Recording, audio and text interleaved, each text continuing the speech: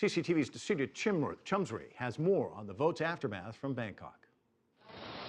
It was a vote the government wanted to unite the country.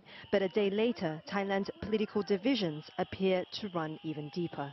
In Bangkok, protest leader Suthep Thaugsuban led thousands of protesters on a 14-kilometer march to celebrate what he viewed as a success in the campaign to force caretaker Prime Minister Yingluck Shinawatra from power. Sunday's election was a massive failure for Yingluck because a lot of people did not go out to vote. In Bangkok, there was only about 20% voter turnout.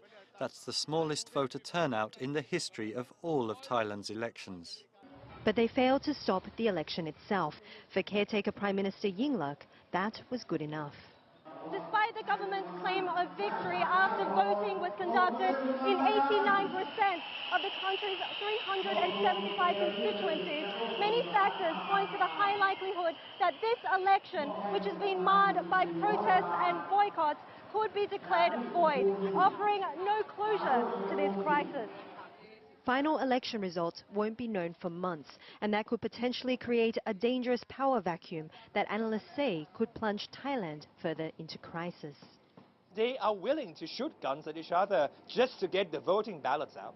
What if the court nullified the entire election, the entire vote they casted altogether? It would be a mess, a big bloody mess. Violence has always been just around the corner. So far, 10 people have been killed, more than 600 injured, as the protest movement heads into its fourth month, showing no signs of slowing down. I think that everyone will have to continue the fight. It depends on who is the toughest between the government, the protesters, or Yingluck. And so, the political uncertainty in Thailand remains. Desida Chumsri, CCTV, Bangkok. Election officials say holding by-elections in all the disrupted districts could take about 6 months to complete. I asked Gregory Poling, a Southeast Asian expert with a U.S. bipartisan policy group, what he observed from this past weekend's events in Thailand. While this thing got very messy and there were scuffles, other than some pretty horrendous violence in a shootout Saturday, the actual day of polling went more peacefully than we expected, than I think most observers expected. So what do we deduce from that? Well, one thing that I deduce is that the protest movement has lost its steam. We've seen in the days leading up to it and in the marches on Bangkok today after the election, they're getting 2,000 or 3,000 people out on the streets for these demonstrations. That's down from a high of over 100,000 back in November. So they don't have, I think even protesters, those who were lukewarm in supporting the protests, are getting tired of this. Do you think it's fatigue or that they've just kind of lost interest in that the worst is past and the government can rest a little easier? Or?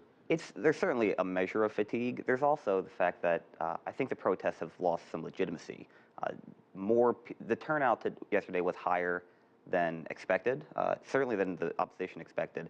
And it's hard, essentially the government has now been returned with a strong mandate again. It's hard to say that you're speaking for the majority of the people when the majority of the people either voted or were blocked by thuggery from voting. Let me ask you about one of the questions that has lingered for a while now, and I know you've heard it, that the military at some point would intervene. Does this lessen the risk of that? It does. The military, they staged a coup in 2006. They had to deal with governing the country after that. They had to deal with the opprobrium from the international community. They don't want that again. And the more legitimate in the eyes of the people the government is, the less likely the military is to step in.